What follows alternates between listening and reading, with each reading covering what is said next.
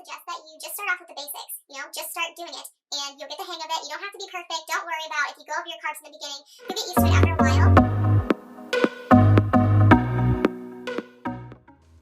Hello, my name is Olivia, and today we are going to be talking about how to start the keto diet. The keto diet is a low-carb, high-fat diet that puts your body into a metabolic state of ketosis. Ketosis is when you are burning ketones for fuel instead of glucose for fuel. So carbs are converted into glucose. Fat is the thing that gets converted over to ketones. So that is why you have to eat high fat, because that's where you're getting most of your calories from.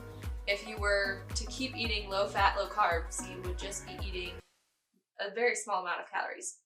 I've written down a couple of notes about things that I usually suggest people do when they're first starting keto to help them get started. And so I'm just gonna go through it. The first thing is limiting your carbs. This is the number one thing you absolutely have to do in order to get into ketosis. So ketosis is when your body's going to be burning the fat instead of glucose. So when you're limiting your carbs, your body is going to burn off all of the extra carbs that is stored in your liver. That's known as glycogen. And when you don't have any more carbs left in storage, you start to burn off your fat. That is called ketosis. So you need to look at all of your nutrition labels of all the food. If it doesn't have a nutrition label, look it up on Google, look it up on your phone. I use my MyFitnessPal to track all of my food. Get familiar with the foods that you will be eating, the foods that are low carb, the foods that are safe, the foods that are always going to be low carb. Really the only thing you have to worry about is packaged products like chips, cakes, snack cakes, popcorn, stuff like that. That is always going to be high carbs. So the things that are high carbs are grains, beans and legumes, obviously things with sugar in them, fruits, and high starchy vegetables.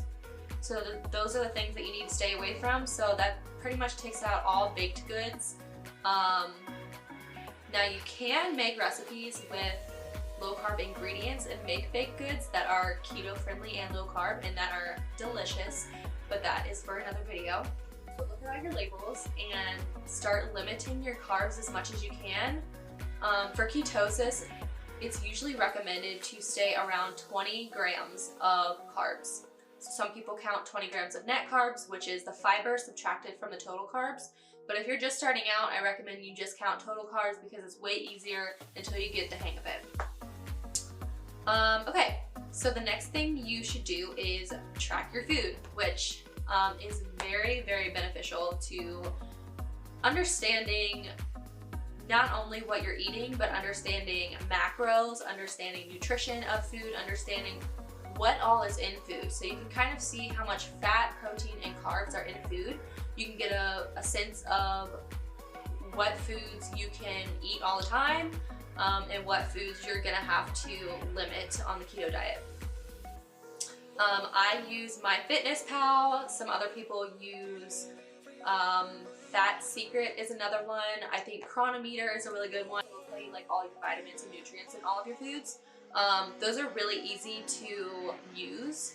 It's just an app on your phone. You just search for a food, you click it, you add how much you ate, and you add it to your diary, and you can see all of the food you ate throughout the day.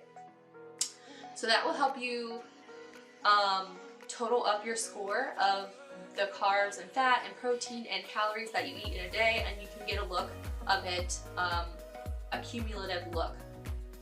And that will really help you track, as soon as you put in a food, if it's higher carb, you might not want to eat that food. You can also look foods up ahead of time. You can look foods up from a restaurant. It also has like nutrition from restaurants on there, so you can look that up too if you're gonna go out to eat or something like that. And yeah, I really suggest that you track your food. It is really helpful, and especially if you're trying to lose weight, you kind of need to be tracking your calories. If you aren't tracking your food, you don't really know how many calories you're eating, how many carbs you're eating, so you might never get into ketosis, really. So tracking your food in the beginning especially is important. So the third thing is calories. So I know a lot of people say that calories don't matter on the keto diet, but that is completely false. If you are trying to lose weight, you need to count your calories. You need to limit your calories in order to lose weight. Now, you don't want to limit them too much because your body might go into panic mode. So you don't want to limit your calories too much because then your body would go into panic mode and try to hold on to all of the fat that it has because it thinks that it's not going to get any fat for a while. And when you eat too few of calories, your hormones won't have enough fat or calories to be regulated, and a bunch of things in your body will get messed up kind of. And you won't end up losing as much weight as you thought you were going to. So you really need to be counting calories. If you're trying to lose weight, calories is what determines your weight. So calories is just energy for your body. And you get energy by three things. You get energy by carbs, by protein, and by fat. You can also get energy by alcohol, but we're just kind of gonna leave that out for this video. If you eat more calories than your body needs, then you're going to gain weight. If you eat less calories, then you're gonna lose weight, potentially. There's a bunch of different factors that go into weight loss, as well as diet, exercise, sleep, and stress, and other factors too. But tracking your calories is the number one thing you can do to help make sure that you are burning excess fuel in the form of body fat. There's no way to know how many calories you're eating unless you're tracking calories. So I recommend you tracking calories. Be conscious of your food. So I know that it is really hard to understand and know all of the foods that you can eat on the keto diet. So I suggest that you look at a bunch of low carb food lists online. Usually the things that are low in carbs are meats are low in carbs. They're pretty much a zero carb unless they are cured with some sort of sugar or something like that. So meats, eggs, low carb vegetables. The low carb vegetables I like are zucchinis, mushrooms, cauliflower, broccoli, Brussels sprouts, asparagus, and lettuce. So those are things that I eat all the time. I like vegetables because they help fill me up. And also if you're counting net carbs, you can subtract the fiber in vegetables. But those are the low carb vegetables I like.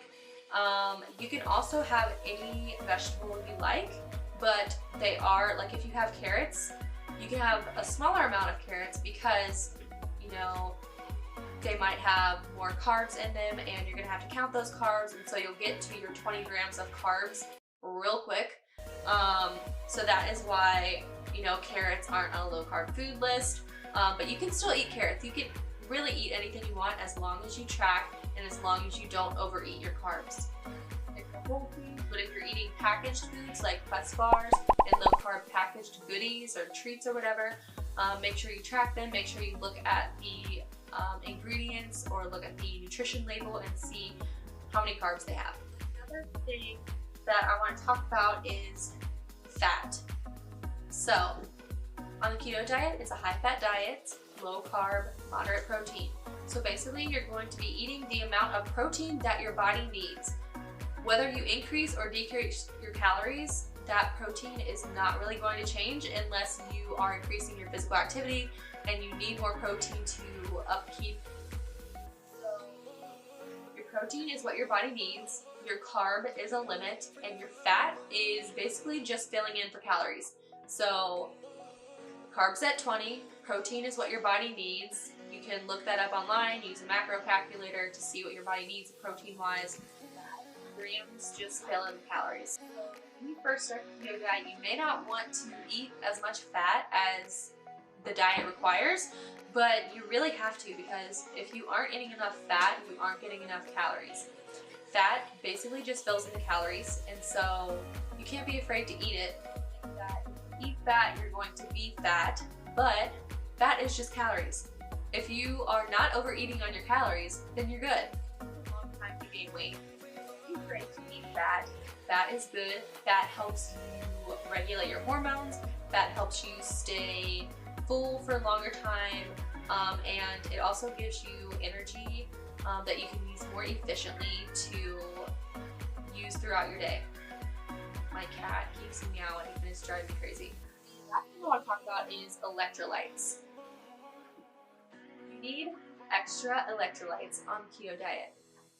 The electrolytes that are most important for the keto diet are sodium, potassium, and magnesium. So if you aren't getting enough of these, for one, you might get keto flu, which is, it's like a bunch of symptoms. I never got it, but a lot of people get it and it's horrible. And it's basically like the real flu, like you feel like crap. And the best way to combat this is to make sure you're getting enough electrolytes. I have electrolyte products, which I will link in the description below, that I like to use, and that I know a lot of other people like to use, and they're kind of tasty as well. But those help you make sure that you are getting enough electrolytes because they are high in electrolytes. Now don't go buying Smart Water or, Gatorade, sugar-free Gatorade or sugar-free Powerade or anything like that. Those are actually very low in electrolytes compared to what you need. So you need around, I'd say 2,000 milligrams of potassium at least, around 400 milligrams of magnesium, and around 5,000 milligrams of sodium. So I will put those all right here. Salt food every meal. Your option, just salt all your food. You can also eat foods that are high in magnesium and potassium, like certain nuts and vegetables and fruits. High in potassium. If you don't get electrolytes, you can have the keto flu, or you can have other symptoms such as muscle cramping, which happened to me a lot in the beginning. When I was sleeping, I would get like muscle cramps in my calves, and it was so bad, and I would be sore the next day. Some people can get heart palpitations, so it's really, really important to make sure you're getting electrolytes in order to feel your best, because if you don't feel your best, you might just end up wanting to quit. That is all I have. I'm sure there are other things that I can think of, but those are other ones that I usually recommend for people just starting out. There's a bunch of resources online, free resources, to learn about the keto diet. On my own site, I have my own food blog. It's a keto food blog. It's called zenberryketo.com, and that will be in the description below as well. You can check me out. I have a bunch of recipes, but I suggest that you just start off with the basics. Just start doing it and you'll get the hang of it. You don't have to be perfect. Don't worry about if you go over your carbs in the beginning. You'll get used to it after a while. But all of these tips, kind of help people when they're first starting out, and they helped me, and now that I'm used to being in keto, it's just like a normal thing to me, and you'll get used to that too. Track your food, start off tracking your food, start off tracking your calories, just to see where you're at. You don't have to be perfect. You don't have to follow anything strictly yet. Get used to the food that you're going to eat. If you want to meal prep, you can meal prep. Find some favorite foods and prep them ahead of time, or get them ready, or at least plan out what you're going to eat. Sticking to whole foods is your best bet. Calories are what determine weight. Macro percentages are what determine how you feel. The macro percentages of the high fat, moderate protein, low carb makes you feel so good. Don't expect to lose weight immediately. Don't expect to lose the same amount of weight each week or each month. Weight loss is not linear, and there are a bunch of different factors that go into weight loss. That is it for this video. If you guys have any more suggestions, feel free to comment below, and I will keep continuing to make these videos about information for the keto diet, because I've been doing keto for a while and I really love it. It is my lifestyle, and I